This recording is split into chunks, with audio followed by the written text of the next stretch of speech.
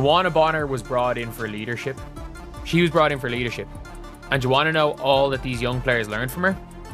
If things don't go your way, refuse to show up. Continue to get paid a max contract while you are sitting out, refusing to play. She got benched. She couldn't handle it. I want out.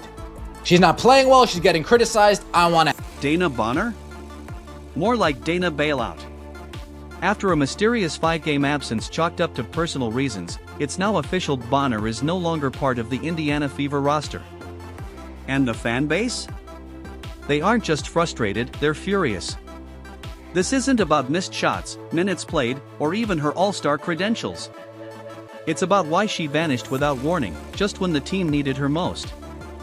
Bonner was supposed to be the veteran rock beside Caitlin Clark, the calm general amid a high-pressure playoff push.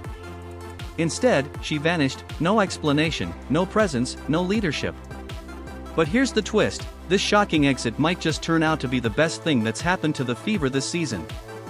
Stick around, because we're unpacking the entire timeline. And if you feel abandoned by Bonner, drop "good riddance" DB in the comments, because we've got receipts. DeWanna signed with the team. She said at this point in her career she's playing for championships and obviously have championship experience in those veterans they brought in. How much does that get to add to the culture or just what it takes to win at a high level? Yeah, I mean, DB has been tremendous. Like, she's such a selfless leader. Like, she's here to win. She says that, but she really... During an offseason full of optimism, Bonner's arrival was hailed as a championship-level power move. She wasn't just another signing, she was the final piece. Multiple-time All-Star, WNBA champion, and even at 37, she had enough left in the tank to push a young, surging Fever team into true contention. Last postseason, Indiana had momentum, but lacked postseason poise. That's where Bonner was supposed to come in, not just to score, but to anchor a young squad still learning how to win when it mattered. She gave early interviews stressing team unity and mentorship. The narrative was clear, she was there to guide Clark and the rest of the team to greatness. And for a moment, it looked like that plan was working. Also joining a team that's just impressive. I think everybody's seen the second half of their season, and it was an unbelievable season, and I just felt like they had a dynamic core, and I just wanted to be another puzzle piece into what they had, and hopefully I can give my knowledge, my leadership, and give it to these young players, so when I retire they can pass it along. So I feel like they're young, but I also feel like they're a great young. They don't need too much coaching and too much leadership. They kind of figure it out themselves, and I'm just hoping that I can add to it and make basketball a little easier for them, and as well they can make it a little easier. The fans bought in hard. They snapped up Bonner's jerseys, flooded her social media with support, and welcomed her into Indy like royalty. For the first time in years, Indiana Fever games were sold-out events. Bonner looked energized, thrilled to be playing meaningful basketball again in a city where the WNBA was finally front and center. The atmosphere was electric, and she was a key part of it. It wasn't just hype, it was genuine belief that she was ready to chase one last title while helping a generational talent like Caitlin Clark shine. To that point, how does this kind of compare to what you are used to? Oh man, yeah, totally different atmosphere. The support here has been just phenomenal. I really can't go anywhere. I've been here like a week and a half, and everywhere I go, it's just like, we're excited for the season. Thank you for being here. So it's been really, really refreshing. And, you get that on the streets? I'm sorry? You get that on the streets? Yeah, everywhere I go, it's just, can't even go to the grocery store without someone saying how excited they are. So it's just been really refreshing. Even Caitlin Clark, shouldering the pressure of an entire league, felt a weight lifted. She called Bonner a true leader, someone who brought stability and veteran knowledge to a team bursting with raw potential. And when Bonner passed Tina Thompson to become third all-time in scoring during a dominant win over the Chicago Sky, the narrative was set. Everything looked like it was falling into place. But then the bottom dropped out. Her scoring dropped off a cliff, just 7 points a game, less than half of what she averaged last season. Suddenly, fans and analysts began asking the hard questions. Was this roster even built to complement Clark? Did Coach Stephanie White have a real system in place, or was it just a name-brand free agency shopping spree with no vision? I don't know what Stephanie White's doing exactly. I don't have a clue. Again, I don't know what the identity of this team is. I really don't. It seems like they play a different way every game. One could say, well, That's her game plan. She's game planning for each team. How's that working out? And then, she was gone. 9 games in, Bonner vanished from the lineup. Personal reasons was the official word, but the timing raised eyebrows. Clark had just come back from injury, and Coach White had briefly stepped away for her own personal matters. So initially, fans gave Bonner the benefit of the doubt. But as the games kept passing and her name remained absent from injury reports, concern turned into confusion, and confusion turned into frustration. There were no updates. No insight. Just radio silence. And when communication stops, speculation starts. What is she doing? Is there any timeline for her return? Yeah, she's doing well. She's doing well. Again, no timeline. I think it's day to day, and for us to just make sure that we're continuing to be supportive. That's when things really spiraled. Fans turned into sleuths, noticing Bonner had scrubbed all Indiana Fever mentions from her Instagram. Reports surfaced that her jerseys were no longer being sold in the team store. Some even claimed her image had been quietly removed from arena graphics. Were all those rumors accurate? Maybe, maybe not. But in the absence of clear answers from the organization, speculation became gospel. The fans started connecting the dots, and this time, the dots didn't lie. Multiple league insiders are reporting to Annie Costabile, of course Annie Costabile is breaking this news, of Front Office Sports that DeWanna Bonner has quote-unquote no interest in returning to the Indiana Fever. Instead, wanting to be in landing spots with either the Phoenix Mercury or the Atlanta Dream. Soon, real outlets picked up the story. It was no longer a whisper on fan pages, it was fact. DeWanna Bonner was out. So naturally, all eyes turned to Coach White. Surely now, with the news public, the Fever would offer some transparency, some clarity, some kind of explanation to cool down a heated fan base. But that moment never came. Instead, the silence continued louder than ever. Obviously, there were reports today that DB doesn't intend to return to the team. Just what conversations have you had with her and with the front office about that? Yeah, I had a lot of conversations recently. Really been focused on the group that we have right here, and what we need to do to position ourselves to win. And it wasn't just the team. Bonner's agent didn't say a word either. No statement. No tweet. No attempt to control the narrative.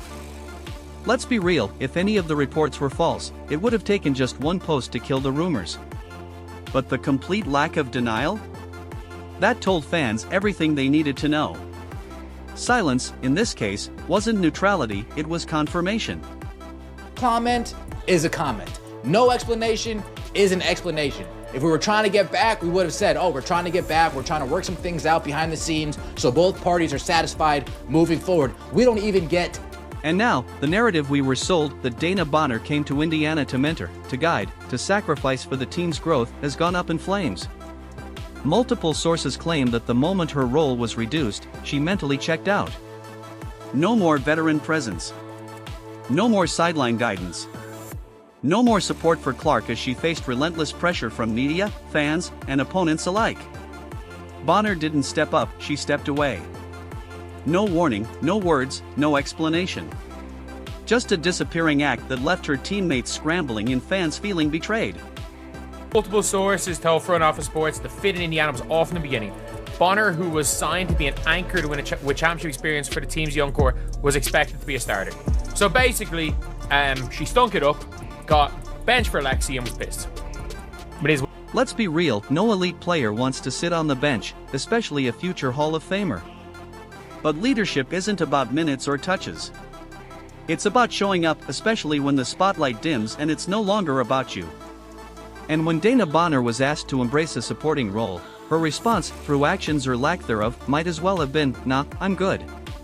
Instead of leaning into the veteran mentor role the Fever brought her in for, she vanished. That's what's hardest for fans to accept. This team and city rolled out the red carpet, treating Bonner like a culture cornerstone, someone who would guide this raw but talented squad and Caitlin Clark into a title window.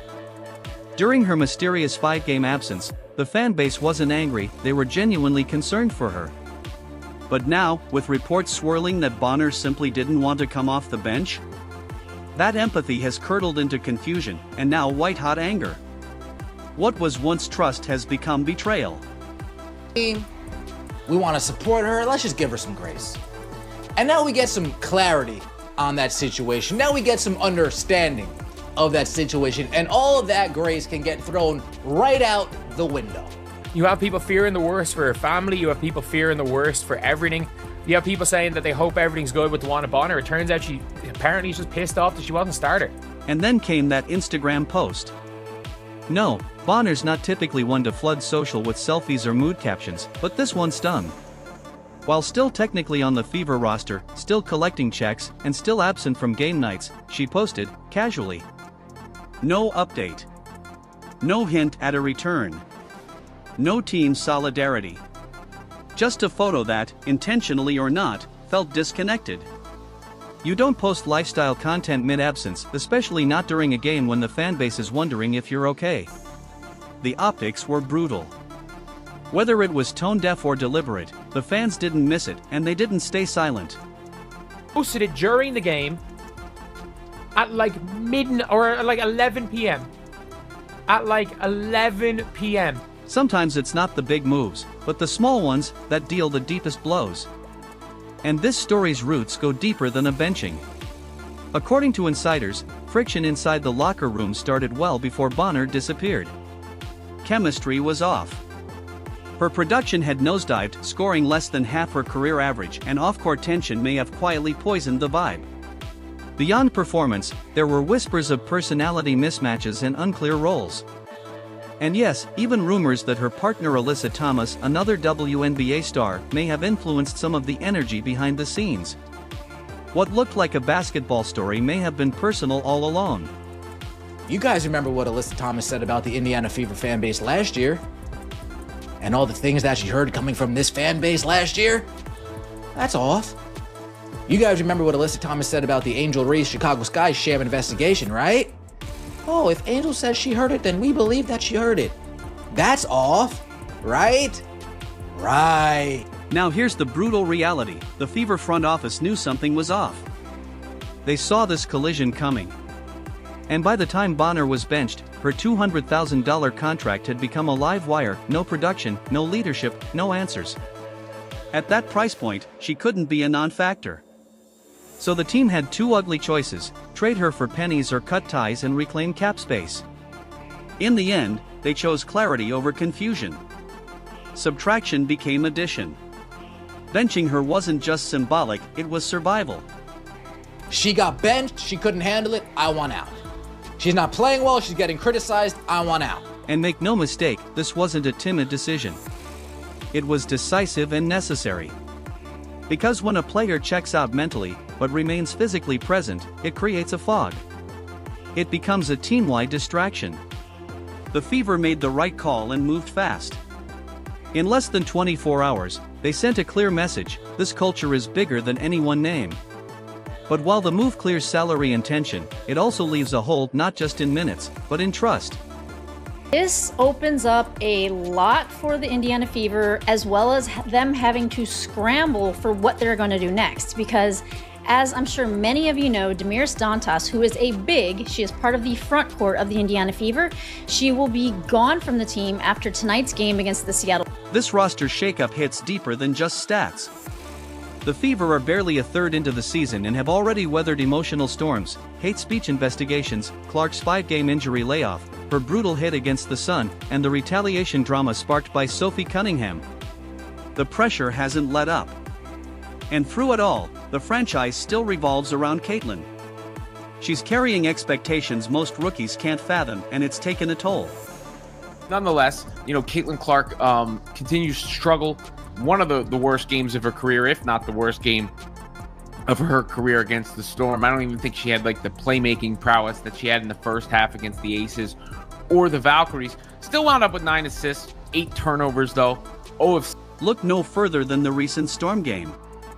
Scroll Twitter and you'll see it. Caitlin seemed flat. Distant. Less spark, less fire. Some chalked it up to a bad night. But there's another theory: the emotional weight of Bonner's departure. Clark never said it out loud, but the silence around Bonner's exit spoke volumes. When you lose someone who was supposed to be your mentor, a veteran who was supposed to stand beside you in the trenches, it leaves scars. Quiet ones. The kind that affect your rhythm, your confidence. And the questions linger: why didn't she fight for me? Why did she quit on us?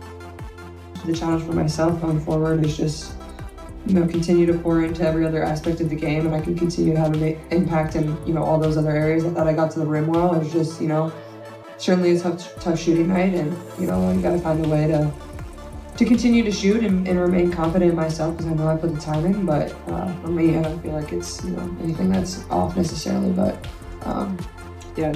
But here's your silver lining, and it's bright. If Bonner didn't want to be in Indiana, then her exit is a blessing in disguise. Whether the issue was ego, role friction, or off-court stress, the result was the same: she didn't fit. And you don't build a dynasty with misaligned pieces. The Fever now free up cap space and a roster spot, which they've already used wisely. Enter Ari McDonald. Younger, faster, scrappier.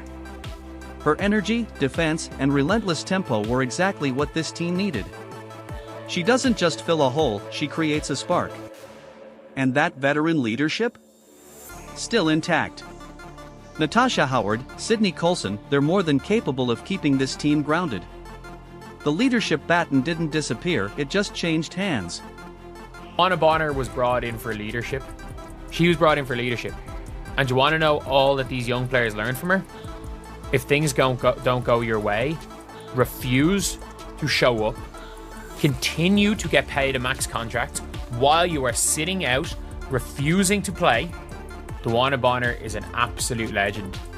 And this is one of the lowest of the low things that I've... Still, key questions remain. Bonner's departure leaves a void up front. Will Indiana look for another big? A 3-and-D wing? A secondary ball handler to ease Caitlin's burden? Whatever the next move is, it'll shape whether this midseason reboot leads to a playoff surge or becomes a survival mode pivot. One thing's for sure, cutting Bonner sent a message. This organization values chemistry over clout. Fit over fame. And for Caitlin, that's everything. A tighter, more unified locker room lifts her mental load and recharges her edge. The joy might return. The spark might reignite. And when the noise fades and the dust settles, Fever fans might look back and say, losing the legend who didn't want to lead was the moment we found our spine. If you felt betrayed by Bonner, comment "Good riddance" DB below. Like, subscribe, and turn on notifications.